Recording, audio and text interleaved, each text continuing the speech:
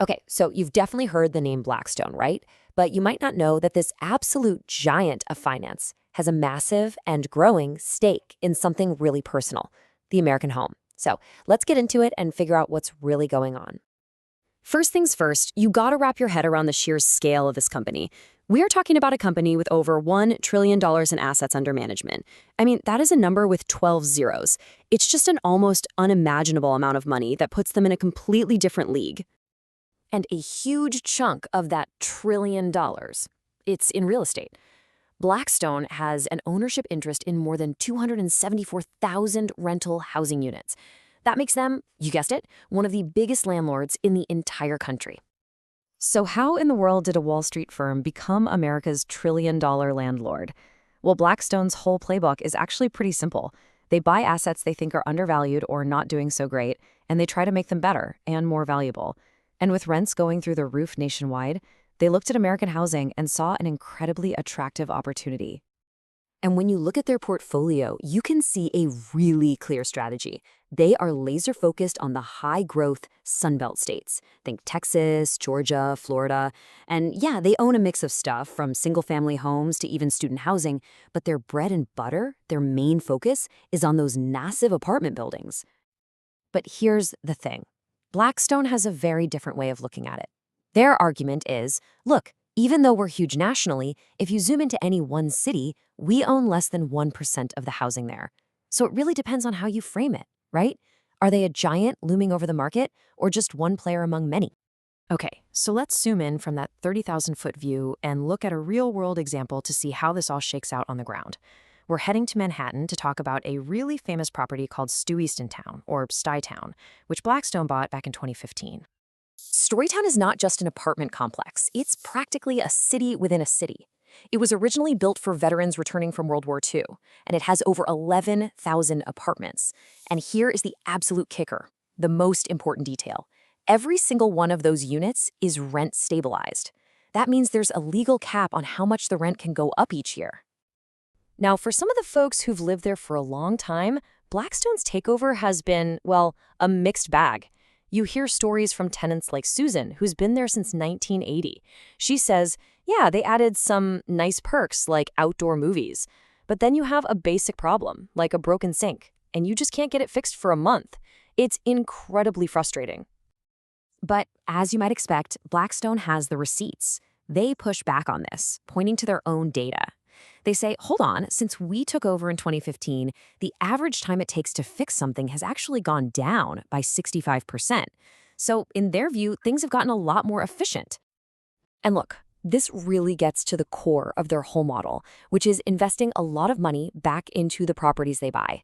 They've poured a whopping $425 million into Stuytown for capital improvements.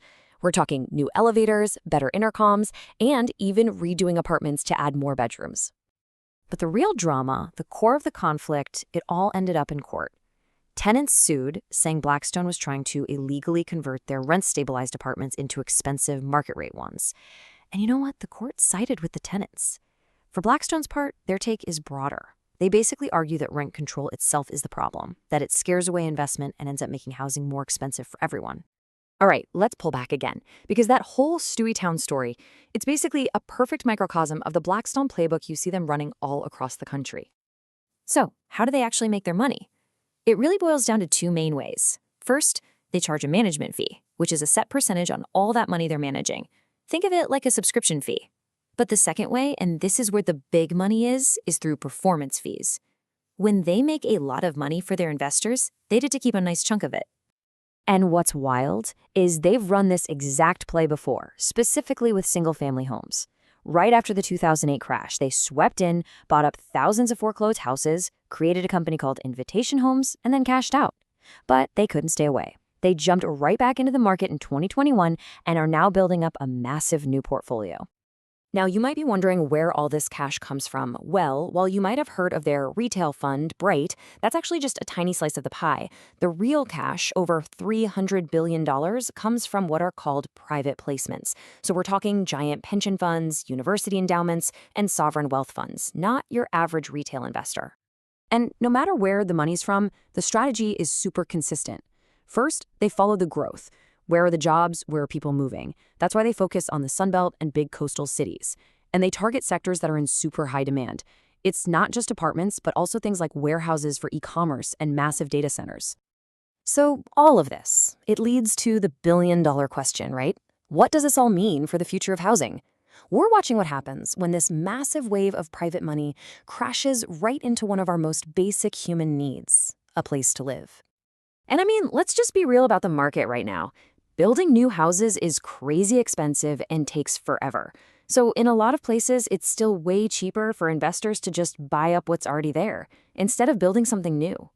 And basic economics tells you when supply is tight and demand is high, rents are probably going to keep going up. But here's a twist I bet you didn't see coming. Blackstone is now getting into affordable housing. Yeah, you heard that right. They've launched this new initiative called April Housing, and its whole purpose is to use tax credits and investments to preserve and build government-subsidized housing. And this isn't some small side project. Get this. Blackstone is literally positioning itself to be the #1 largest provider of affordable housing in the entire United States. Let that sink in for a moment. And that right there brings us to the central tension in this whole story. Is all this private capital the solution, or is it the problem? On the one hand, you can see it as a solution, right? This capital is desperately needed to build new supply and fix up old properties. On the other hand, a company like Blackstone has a primary duty to its shareholders, which means maximizing returns, and that can sometimes be at odds with the goal of affordability. Which leaves us with one last kind of mind-bending question to chew on.